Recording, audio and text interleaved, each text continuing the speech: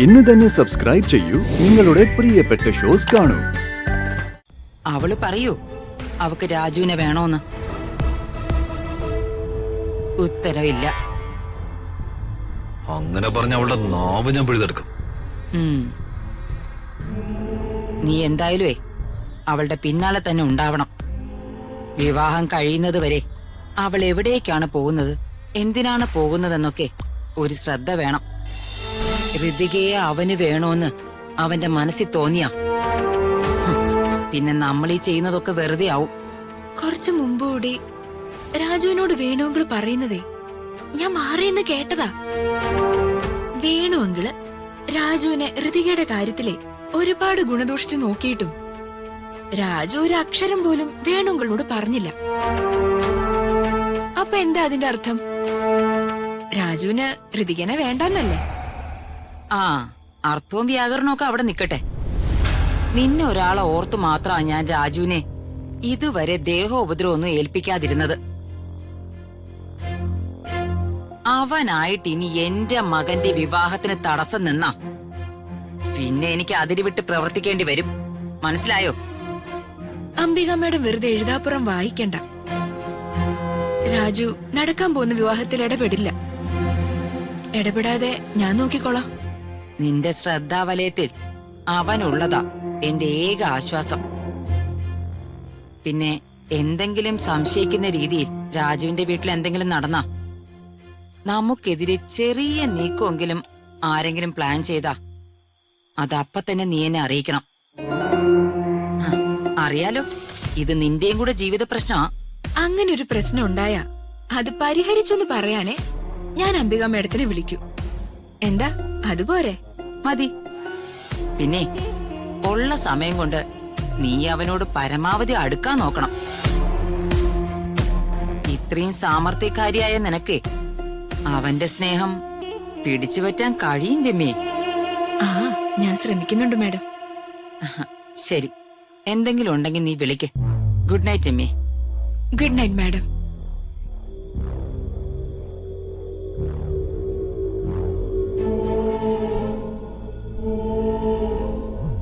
ആ ദീപകേ.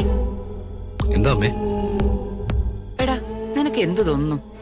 ഇത്രയും നാളും ഋതികയോടൊപ്പം ഒരുമിച്ച് കഴിഞ്ഞ രാജു അവസാന നിമിഷം ഋതികയെ വേണോന്ന് പറഞ്ഞ് നിന്റെ കല്യാണ പന്തല് വന്ന് നിക്കൂ? ഏയ്, ഒരിക്കലുമില്ല അമ്മേ. പ്രതാപവർമ്മ എന്ന അവന്റെ ആരാധനാമൂർത്തിയോട് അങ്ങനെ ഒരു കടുങ്കൈ അവനൊരിക്കലും ചെയ്യില്ല. അവളോ? ഋതിക അവള് പറയൂ അവക്ക് രാജുവിനെ വേണോന്ന്. ഉത്തരവില്ല. അങ്ങനെ പറഞ്ഞ അവളുടെ നാവ് ഞാൻ പിഴുതെടുക്കും. നീ എന്തായാലും അവളുടെ പിന്നാലെ തന്നെ ഉണ്ടാവണം. വിവാഹം കഴിയുന്നത് വരെ അവൾ എവിടേക്കാണ് പോകുന്നത്, എന്തിനാണ് പോകുന്നതെന്നൊക്കെ ഒരു ശ്രദ്ധ വേണം. മനസ്സിലായോ? രാജുവും ഋതികയും തമ്മിൽ കാണാനോ സംസാരിക്കാനോ പാടില്ല. അങ്ങനെ സംഭവിക്കാൻ സാധ്യതയുള്ള സാഹചര്യങ്ങൾ പരമാവധി മുൻകൂട്ടി മനസ്സിലാക്കി തടയണം. ശരി അമ്മേ. ദീപകേ, നിങ്ങളുടെ വിവാഹം കഴിയുന്നത് വരെ നിനക്ക് 4 ദിക്കിലും കണ്ണും വേണം, ശ്രദ്ധയും വേണം. അതിനിടയ്ക്ക് ഫ്രണ്ട്സിനെ കാണാനും പാർട്ടി നടത്താനും പോയെന്നൊക്കെ ഞാൻ അറിഞ്ഞ. ഏയ്, ഒരിക്കലുമില്ല അമ്മേ. ദേ, ഒരു വിവാഹം തീരുമാനിച്ചുറപ്പിച്ചു കഴിഞ്ഞാ പിന്നെ ഏത് രൂപത്തിലാ തടസ്സങ്ങൾ വരുന്നെന്ന് പറയാൻ പറ്റില്ല. അറിയാലോ, ഈ ഒരൊറ്റ വിവാഹത്തിനായിരുന്നു നമ്മൾ കാത്തിരുന്നതും ഒരുപാട് പ്രയത്നിച്ചതും. നമ്മൾ കാരണം തടസ്സങ്ങളൊന്നും ഉണ്ടാവാതെ നോക്കണം. ലക്ഷ്യത്തിനെതിരെ വരുന്ന തടസ്സങ്ങളെ തടയണം. ശരി അമ്മേ.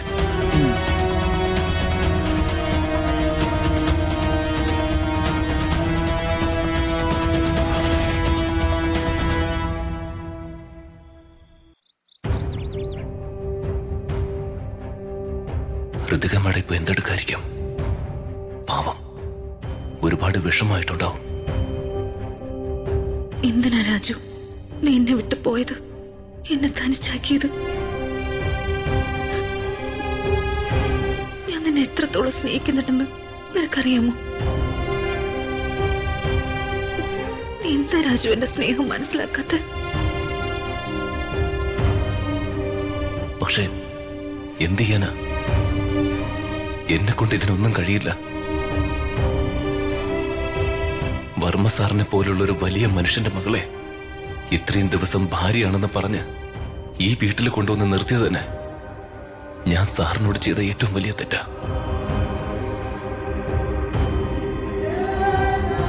പിരിയാനായിരുന്നു വിധിയെങ്കിൽ പിന്നെന്തിനാ ദൈവമേ നീ എന്റെ മനസ്സിൽ ഇങ്ങനൊരു പ്രണയം തോന്നിച്ചത്?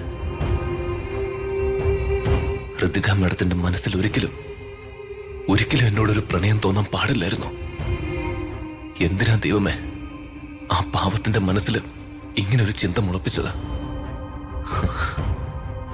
ഒരിക്കലും നടക്കില്ലാത്ത കാര്യമാണെന്ന് നിനക്കറിയാമായിരുന്നില്ല ഈശ്വര. എന്നിട്ടും എന്തിന്? ദീപക്കുമായിട്ടുള്ള വിവാഹം ഒരു സമയം നടക്കേണ്ടടുത്ത് എന്തിനാ എന്റെ മനസ്സിൽ രാജുവിനെ താലി കെട്ടിയതെന്ന് പറയാനുള്ള ചിന്തയും ധൈര്യവും നീ വരുത്തിയത്? അവസാനം ഇങ്ങനൊരു ഹൃദയം തകർന്ന വേദന ഏറ്റുവാങ്ങാനാണോ ദൈവമേ? എന്നെ സഹായിക്കാൻ ആരുമില്ലല്ലോ.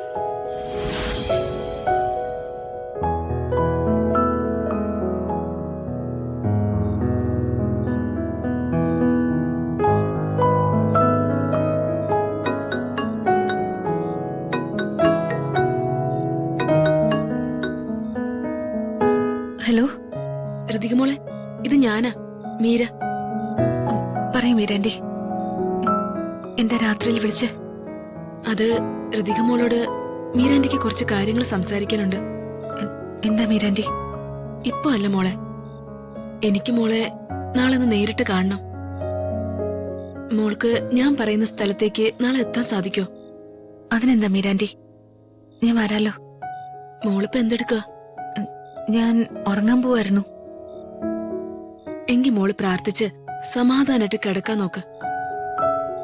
മോളുടെ മനസ്സിലെ പ്രശ്നങ്ങളൊക്കെ മാറി മോളുടെ ആഗ്രഹങ്ങളൊക്കെ നടക്കും. ശരി മോളെ. ശരി മീരാൻറ്റി.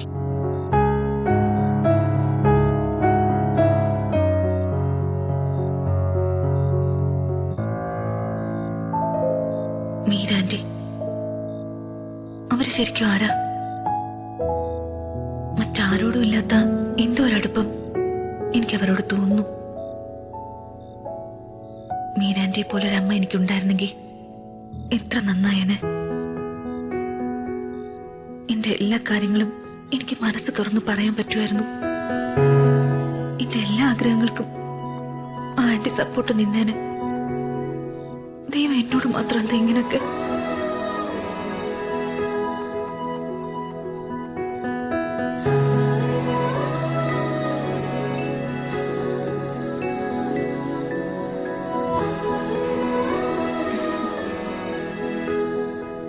രാജു,